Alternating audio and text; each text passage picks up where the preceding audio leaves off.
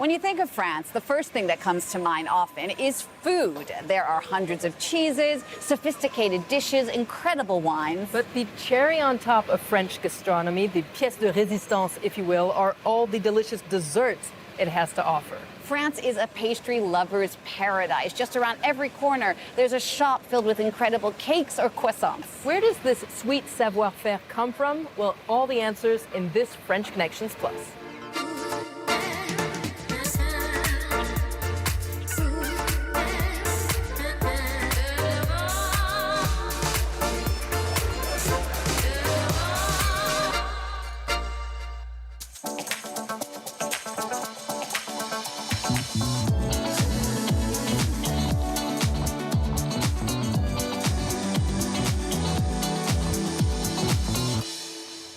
When it comes to pastries, the French are world champions. Literally, France won the 2024 edition of the Pastry World Cup. France's love of desserts goes back centuries. In fact, the very first mention of pastry makers in France dates back to the Middle Ages. And over the years, French pastry makers have really honed their craft, turning it into an art form.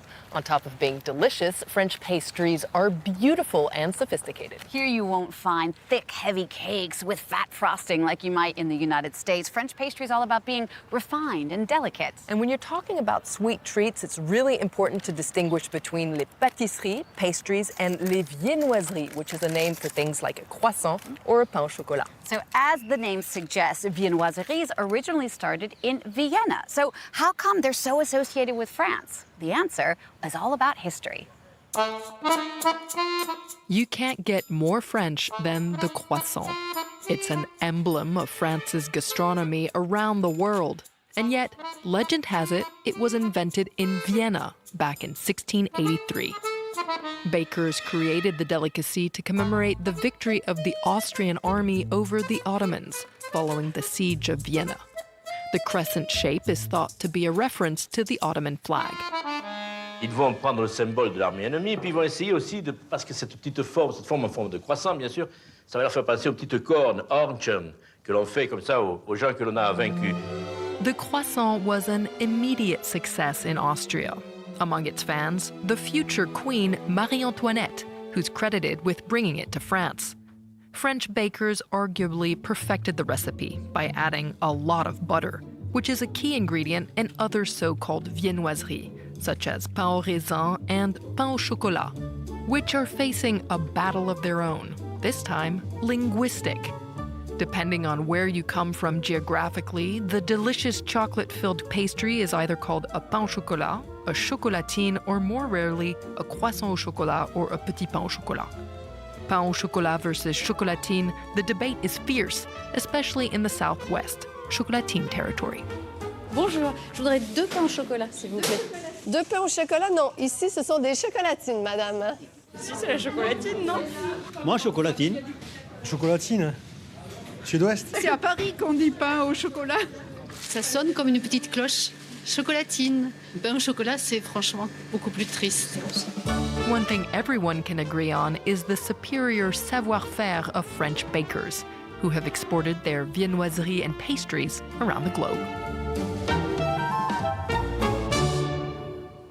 When it comes to sweet treats, the French mean business, and it's a really big one. Pastries, viennoiseries, and other bakery goods add up to 11 billion euros a year. 3 out of 4 French people say they indulge in pastries, often for special occasions or guilty pleasures, or those days when you need a treat, like when I shoot a show with you, Jeannie. The most pastries bought by French people are actually fruit tarts, things like raspberry tarts or a strawberry delicacy known as a fraisier. Next come the monuments of French desserts, which often have wild and wonderful backstories. Here's a closer look. Some iconic French desserts have colorful names. For instance, the opéra, a coffee and almond confection topped with dark chocolate icing and gold leaf.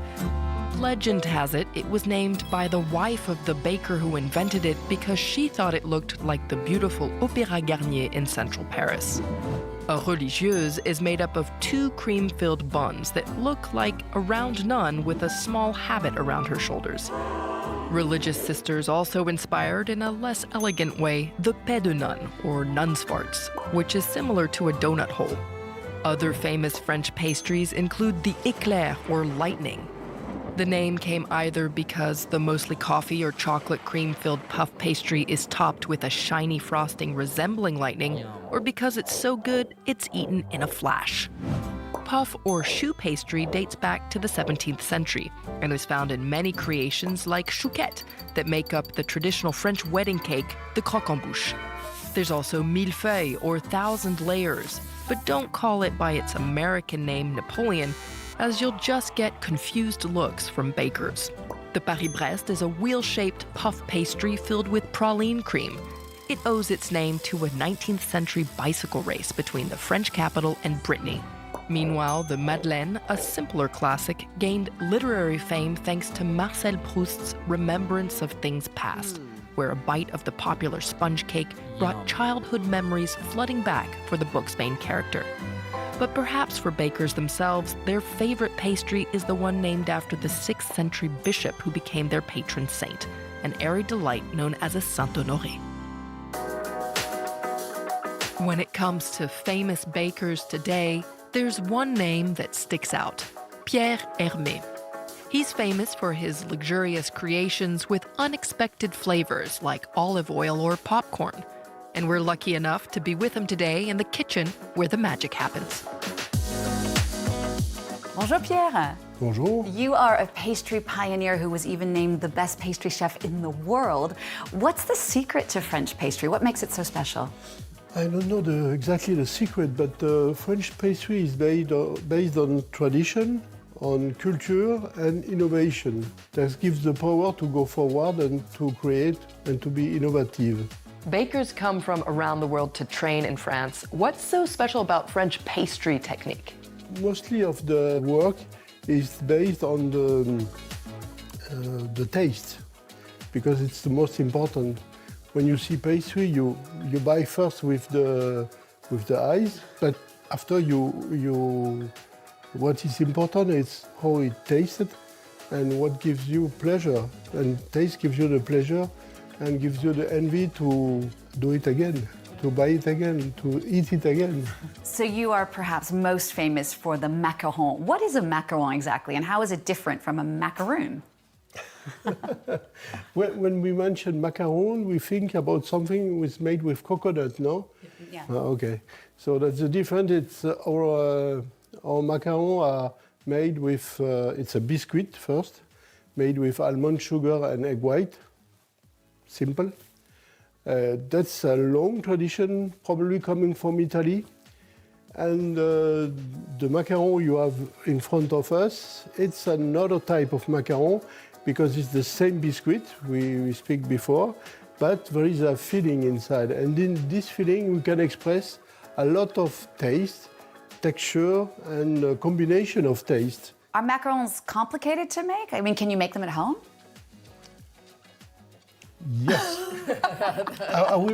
I would say yes, because if you follow the recipe, you will succeed. But sometimes people say, I made your recipe, but I changed a little bit, but okay. If you want to succeed, you have to make it first by following the recipe. The macaron we did today, it's macaron jardin en Bourgogne. Burgundy garden. Yes, because Burgundy is very famous for the wine, you know, and also for the blackcurrant. First is doing the biscuit. That means making a meringue with part of the sugar and pour the cooked sugar on top of the whipped eggs and let cool a little bit and mix with the other part of sugar, other part of egg white and almonds. You pipe the biscuit and after you put the little flour one by one on the macaron. And that's a real flour. It's a real dried flour. And after the ganache is cream, white chocolate and blackcurrant pepper. Boil the cream with the blackcurrant pepper. And after the pour on 3 times and mix and let cool it. Simple. Easy. Easy.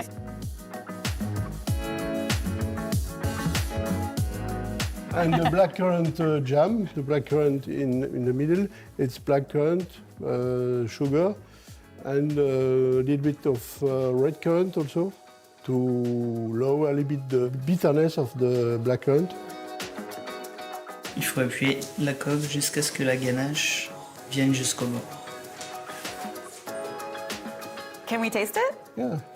All right. Let's go. I'd love one. Merci. Merci Yeah. beaucoup. They're so pretty. I know, I love the They're flower. so cute. Allez, bon appétit. Bon appétit. Oh, wow. The inside is Jam. jam. Half and half. It's like an explosion of flavor. First you have the taste of the black pepper, Yeah. and after you have the acidity and the fruitiness of the jam. Merci beaucoup, c'est très très bon. Thank you. It's really good. Really good.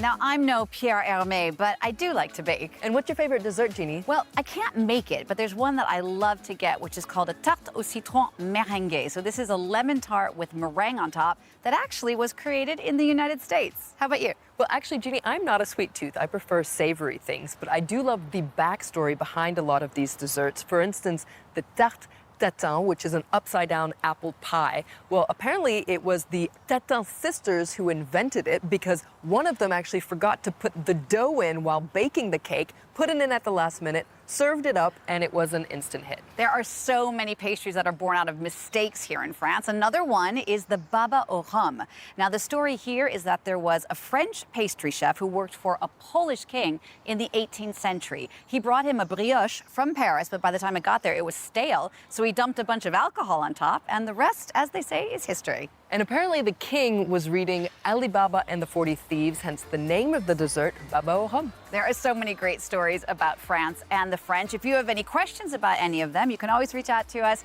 on social media or tweet Flo at Flo Vilmanov. And we'll see you soon for another episode of French Connections Plus.